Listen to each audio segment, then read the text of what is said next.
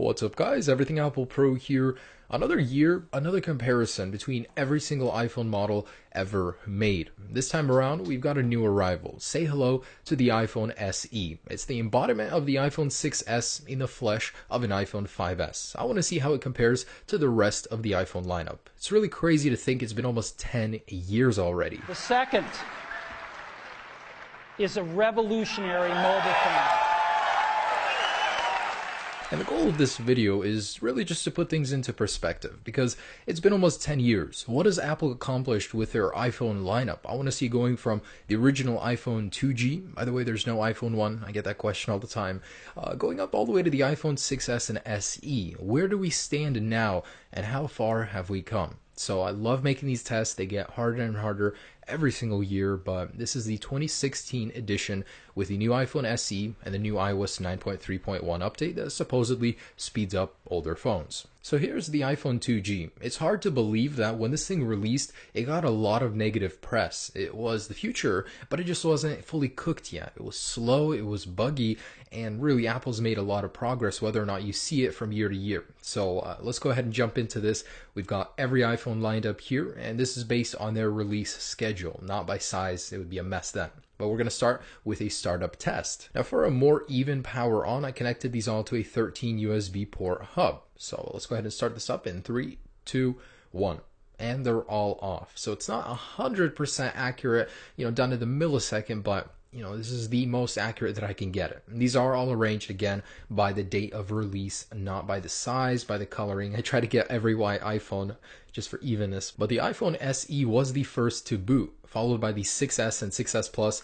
These are all running the same processor, by the way. Then the iPhone 6 and 6 Plus. So I'm pretty happy. The SE, it's a little diamond there. Next comes the 5s, and we're gonna have to wait a little bit in between. But finally, as a follow-up, it's a little bit unexpected, but the iPhone 2G does come next, then the iPhone 3GS, then the iPhone 5C, iPhone 5, and then the iPhone 4, and finally the iPhone 3G. So who comes last? Well, the iPhone 4S running iOS 9. Everybody always tells me they regret updating to iOS 9 on this phone in particular, and it's certainly shown here that it is the slowest phone out of all 13 currently existing. So next, let's do something a little bit more measurable to see the speed, and that's a Geekbench. We're going to go ahead and see how these all compare on the Geekbench score. The iPhone 2G and 3G, it doesn't run on them anymore, so I had to dig up a really old one, but here are the results with the iPhone SE in first place. Next up, here's a Wi-Fi speed test about 10 feet from my router. Of course, this is heavily dependent on my Wi-Fi speeds, but you could definitely tell that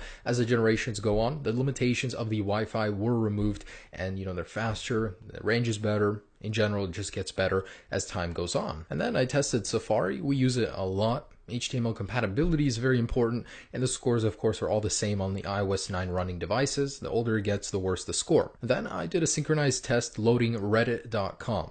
As you can see, the speeds are fairly, dependent on how fast the phone is. The newer it is, the better it does. Of course, they have newer Java engines and all that, but, it did fairly good. The older the device, clearly very, very unusable, and the iPhone 3G was never even able to load it in the end. Next, I tested loading the camera app, and as you can see, basically the iPhone 5 and above almost loaded them all at the same time, with a couple milliseconds in between. It's the older phones that you have the few second delay, which would pretty much miss a very important camera shot. So far, we can basically see that the older the device gets, the slower it is, but it's not always been like that. Sometimes you shouldn't update right away when a new software update drops, just because it may slow things down that loaded fast beforehand, and I see that a lot as I work with iPhones every day. But anyways, next let's test the speaker output. So speakers are very important to me. I don't like to lug around a huge Bluetooth speaker. I went ahead and tested with a decibel meter about an inch away, and I'm very happy to report that the newer phones do very, very good with speakers. Not only are they louder, they're more clear,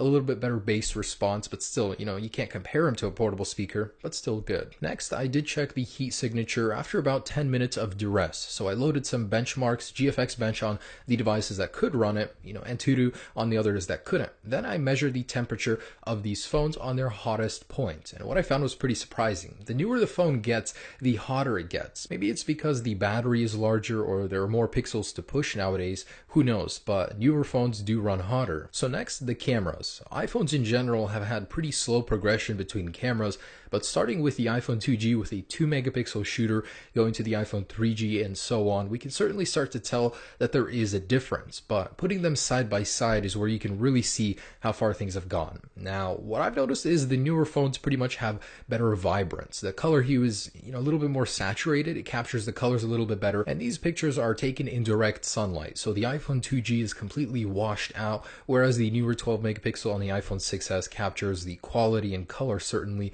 a lot better. Now, this is the iPhone 2G. Putting it right next to an iPhone 6s, this is where we can see the most dramatic shift. It's like HD vision right here. Really, really great stuff. So 9 years is what it took to get here. And guys, there it is. That is my comparison of every iPhone Apple has produced so far in 2016. I do hope you guys enjoyed this video. It was certainly not easy to make. I really would appreciate a like. If you could subscribe if you want to see this next year, or later this year. I'm going to be making one with the iPhone 7 again. But anyways, I do hope you enjoyed this, seeing, the progress Apple has made. Have a great day, guys. Peace.